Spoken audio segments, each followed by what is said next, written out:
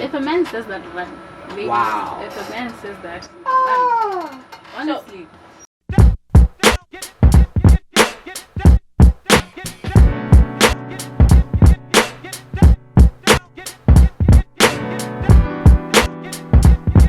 Your boy Isa. You know how be and what with the wonderful, the ravishing, the stunning, the gorgeous, the artist, the melodic, the my crush. My crush, biggest crush in the music industry. Wow, with Dimpho. How you doing? I'm okay. Nah, beautiful.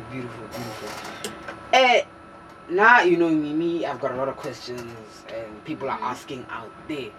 Barry Kemang Dimpho. Who's Dimpho? Okay. I mean, if you don't know, I am a 21-year-old. I am studying criminal justice. I go to UB my final year. This is just like random stuff that a random person wouldn't know. Yeah. Right? But Dimpho is a creative. I make, for the most part, R&B, but I am flexible here and there. Yeah. Yeah. So like make a summary, that would be it. Yeah. Mm-hmm. And I take it that Dimpho is like your actual name. Yeah, my full name is Dimpho DUSTED. So I just took that, my first name, and then decided to use it. Nice. Your stage name. Yeah, it wasn't really my decision. My friends actually chose the name for me, and then I went with it. Yeah. I mean, your voice is a gift to this young man's ears. Anyway, alright. But I'm curious then. At any point in your budding career, have you had a stage name that's not Dimpho? Or you've always been Dimpho from the get-go? I think it was like 2020 or 2021, I'm not sure. I made like one song with a friend of mine, and it was under a different name. But also, it wasn't like on streaming platforms or anything like that. It was on SoundCloud, I think. Yeah. Can you tell us the name? No, we wanna see. I wanna know. But let me say, it was Kiana. It was supposed to be a play on, I don't know if you watched, there's this other animation called Princess and the Frog. Yeah. The princess on there was called Tiana, right? Mm-hmm. So I loved that movie. So then I just went with that, but then took the T and then replaced it with a K. Yeah, speaking of Princess and the Frog, one of my friends said I emulate Prince Naveen. Sir. I'm curious. I mean, I don't know. maybe after he went like through the whole character change. Yeah. 'Cause you're more of a simp. He was like. Wow. So either is the same. Apparently. He is. Apparently, one of the shit is I'm a simp. You are not giving me simp vibes. He said in the video that he did with wow. Pablo, I'm a gentleman. I'm a He gentleman. will open doors, Not move a simp. chairs, do No, anything. He's a simp. I was here. No. No, there's a different one. He you. When did you start making music? In 2020, last year I think. Last year, I made my first song Closure last year around April or May. I can't really recall, but yeah, it was around that time. Me. And your thoughts per se. Just tell us, how was your first time in the studio, and the first time you uploaded the song to streaming platforms? Mm-hmm. How do you feel about Closure, first ever single? Closure is my favorite song. I've always said it's the one song I made it without. I wasn't really intending on making Closure. It was just supposed to be a cover. But then a few months later, I got the instrumental that we used, Closure, that we did. Yeah, and then when I recorded, the very first time that we recorded, it was hectic because I was nervous. I had no idea what I was doing. But I had a good time, and then when we finally released the song, it got better reception than I had anticipated. And then also because of Closure, I had my first performance last year, my live performance. So yeah, I love the song. It's very sentimental to me. Honestly, no. I'm blessed. I'm blessed to have seen that show. It's the exclusive corner one, right? No, it was actually Unbound. Unbound. Yeah, Unbound was before Exclusive Corner. Yeah. Nah, beautiful stuff, honestly. No, guys, like I said, she's my crush, so I did do a bit of some deep digging. I was well prepared for this interview. Now, tell us what or who inspires Dimpho? Honestly, one thing I should tell you, I don't listen to a lot of music. I have probably the most boring music taste for somebody who says they're creative. I don't listen to a lot of songs. So I'm inspired by either what I heard that day. If I write a song today, whatever I heard that day is probably what the song is going to be based on. Yeah. Or if I'm going through something, right, right there, then that's usually when I will write a song. But other than that, I don't know, man. So you use your music to express your feelings? 100% of the time, if I've written a song, then I'll probably experience whatever it is that I've written about the song. Or I could take something that my friends are going through and then use it in a song. But yeah, before we went to the break, we were talking about a top 10 local. Then we'll go to our exotic artists that she would, hands down, if me, I had the connections at Pretend Studio, should like to be with. So talk to us, Dimpho. What's up? Should I start with the local artist or the international? But of course, local bar is like Okay. away. For local artists, the first thing is I have worked with guys before, so I would like to work with female artists rather than guys. So the first one would be Lemon. I would love to work with her. I think she has a very pretty voice. Yeah. I don't think anybody I know sounds like her. She has, When you hear her, you know it's her. you know, with what she did on that new track with Space. Ecstasy. Yeah. Man, she has a very beautiful voice. I've always said this. So she's one person I would love to work with. And then there's another artist. I'm not sure if she's a recording artist, but I have heard her sing live. Her name is Masses.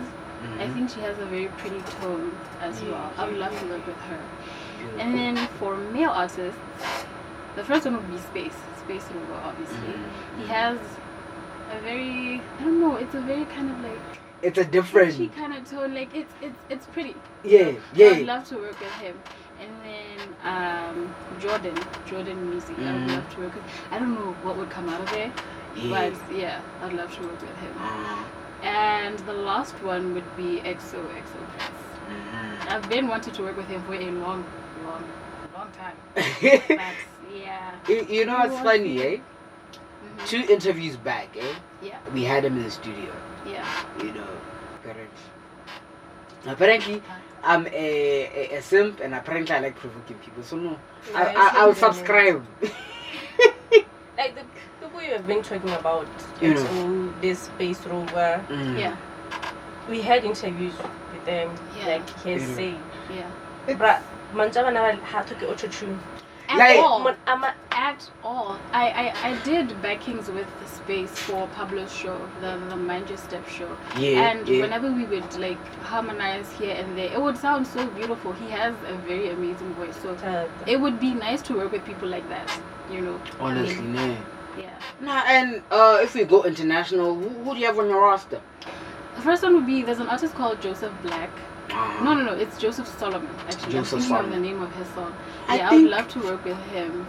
He has this other song called Black Like You. That is the most beautiful song I have ever heard. Beautiful. He has a very deep kind of tone. I would love to work with him. And then the second one would be Rolene from SA. Yeah. And the last one would be, no, not the last one. Elaine would have to be another. And then, but I love my sissy with all of my heart. If I was to be with him on a track, I would die. I would literally die. He's the last one. Yeah. Yeah. Nah, beautiful stuff. And as a budding artist in this very interesting industry, how's your relationship with the industry been? With relation to promoters, the reception of the local audience, even fellow artists in your circle. One thing I should tell you is, if you are a girl, it would be not as easy for people to take you seriously as if you were a guy. Like the industry, obviously, it's not just artists, it's not just people that sing, it's people that you work with in studio, it's photographers, videographers, this, that. So people that are behind the scenes like that, If you are a girl, if you are somebody that they think is conventionally attractive in a way, there's always something that they're looking for. They don't necessarily like look at you for what you can do, but what you can give them, if you catch my drift. Yeah, I I've always had like experiences like that where I'm trying to work with somebody, but they're not taking me seriously because of what I can do or the music that we can make, but rather what do they want from me, you know. So if it's me, and because a lot of my friends are creators, so I think they're the ones that I'm more comfortable with because they take me seriously. Yeah. So in terms of the industry, that's the part that, I don't know, it doesn't necessarily annoy me, but it kind of makes me wish, but okay, I wish people took me more seriously, you know. Yeah.